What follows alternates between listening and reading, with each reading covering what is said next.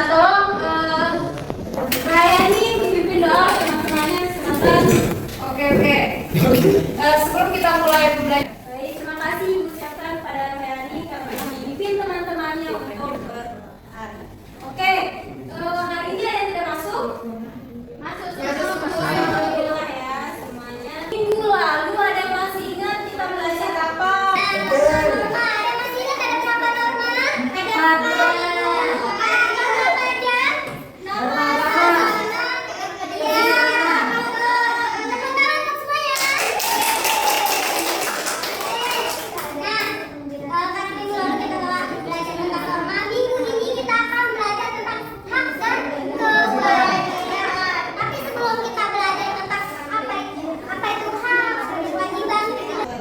jadi setelah kalian belajar tentang kewajiban ini, diharapkan kalian mampu melakukan, diharapkan kalian memiliki kemampuan untuk yang tadi. Bagaimana dengan kewajiban itu? Ada yang pernah dengar nggak?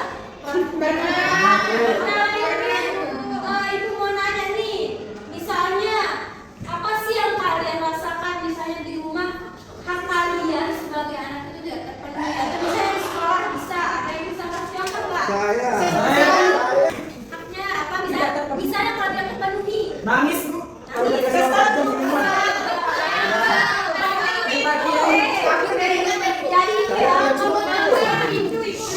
Jadinya itu ya, kalau misalnya kita sebagai anak tidak terpenuhi, yang akan kita rasakan kita bakalan kesel, kita bakalan nangis, seperti yang sudah dijelaskan tadi.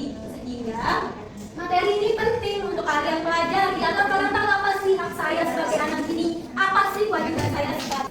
Oke, selanjutnya kita akan masuk ke inti materi. Yang pertama ada kita akan membahas tentang pengertian hak. Ada yang tahu pengertian hak itu apa? Bu, Silakan, Tahir. sesuatu yang mesti kita dapat. Sesuatu yang mesti kita dapat. Jadi, Hak adalah salah satu pendampingan dari kewajiban yang sudah dilaksanakan. ya benar. Ada lagi? Hak adalah hak yang lahir dari hak ya benar. Lalu solusinya kalau terjadi pelanggaran dan pengingkaran hak dan kewajiban ini apa? Ada solusi preventif atau pencegahan. Misalnya dengan membentuk atau menegakkan undang-undang hukum pemberian sanksi. Itu bentuk pencegahannya. Terus yang kedua ada solusi kuratif atau penanganan kasus. Bisa dilakukan melalui mediasi. Mediasinya ini itu pertemuan antara pelaku dengan korban atau keluarga korban di luar persidangan atau di luar pengadilan. Yang terakhir ada upaya individu atau warga negara. Itu bisa dengan kalian menjalankan kewajiban terlebih dahulu, baru menuntut atau meminta haknya. Selanjutnya dari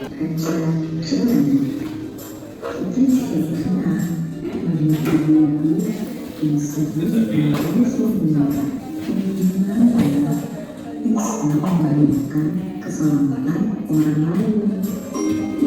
Setelah dipikir-pikir, kenapa sih aku suka melakukan salah satu alasannya saat di daerah dan jalanannya masih sepi dan kendaraan. Sementara mengabaikan penggunaan menurut pasal 57 ayat 1 Undang-Undang Nomor 22 Tahun 2009 dengan kendaraan melanggar lintas dipidana dengan pidana kurungan paling lama 2 bulan. Mentaati peraturan yang ada di suatu negara yaitu khususnya di Indonesia. Sekarang kita akan mempelajari tentang virus ini. Ada yang akan jadi ibu-ibunya, ada yang akan jadi mungkin bahasa itu lampu merahnya nanti. Sama nanti ada bapak-bapak yang bisa sama ibu-ibunya. Bisa dipahamin? Bisa. Oke, saya minta bantuan untuk misalkan menjadi lampu merahnya terakhir, bro.